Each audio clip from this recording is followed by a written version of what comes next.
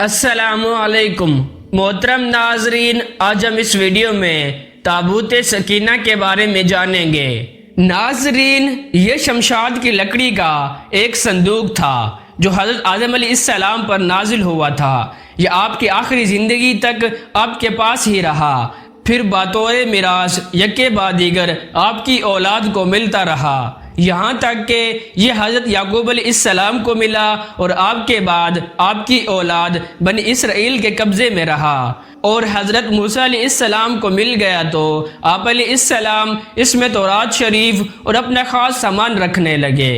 یہ بڑا ہی مقدس اور بابرکت صندوق تھا۔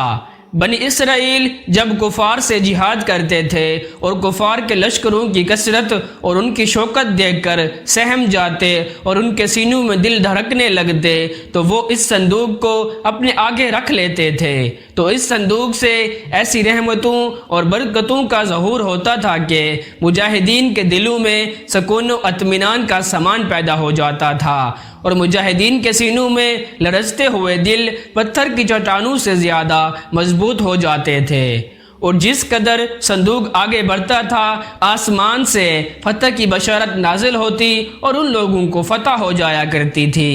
بنی اسرائیل میں جب کوئی اختلاف پیدا ہوتا تھا تو لوگ اسی صندوق سے فیصلہ کراتے تھے۔ صندوق سے فیصلے کی آواز اور فتح کی بشارت سنی جاتی تھی۔ بنی اسرائیل اس صندوق کو اپنے آگے رکھ کر اور اس کو وسیلہ بنا کر دعائیں مانگتے تھے تو ان کی دعائیں قبول ہو جاتی تھیں، اور بلاؤں کی مصیبتیں اور وباؤں کی آفتیں ٹل جایا کرتی تھیں۔ الغرض یہ صندوق بنی اسرائیل کے لیے تابوت سکینہ، برکت و رحمت کا خزینہ اور نصرت خداوندی کے نزول کا نہایت مقدس اور بہترین ذریعہ تھا۔ مگر جب بنی اسرائیل طرح طرح کے گناہوں میں ملوث ہو گئے اور ان لوگوں میں معاصی و طغیان اور سرکشی و عصیان کا دور دورہ ہو گیا تو ان کی بدعمالیوں کی نحوست سے ان پر خدا کا یہ غضب نازل ہو گیا کہ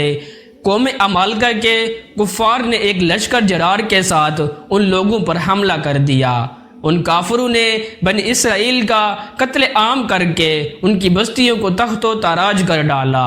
عمارتوں کو توڑ پھوڑ کر سارے شہر کو تہس نہس کر ڈالا، اور اس متبرک صندوق کو بھی اٹھا کر لے گئے۔ اس مقدس صندوق کو تبرک کونجا ستون کے کورے خانے میں پھینک دیا۔ لیکن اس بے ادبی کا قوم عمالقہ پر یہ وبال پڑا کہ یہ لوگ طرح طرح کی بیماریوں اور بلاؤں کے ہجوم میں جھنجھوڑ دیے گئے۔ چنانچہ قوم عمالقہ کے 5 شہر بالکل برباد اور ویران ہو گئے، یہاں تک کہ ان کافروں کو یقین ہو گیا کہ یہ صندوق کی رحمت کی بے ادبی کا عذاب ہم پر پڑ گیا ہے، تو ان کافروں کی آنکھیں کھل گئیں۔ چنانچہ ان لوگوں نے اس مقدس صندوق کو ایک بیل گاڑی پر لاد کر بیلوں کو بنی اسرائیل کی بستیوں کی طرف ہانک دیا۔ پھر اللہ تعالیٰ نے 4 فرشتوں کو مقرر فرما دیا جو اس مبارک صندوق کو بنی اسرائیل کے نبی حضرت شمیل علیہ السلام کی خدمت میں لائے۔ اس طرح پھر بنی اسرائیل کی کھوئی ہوئی نعمت دوبارہ ان کو مل گئی،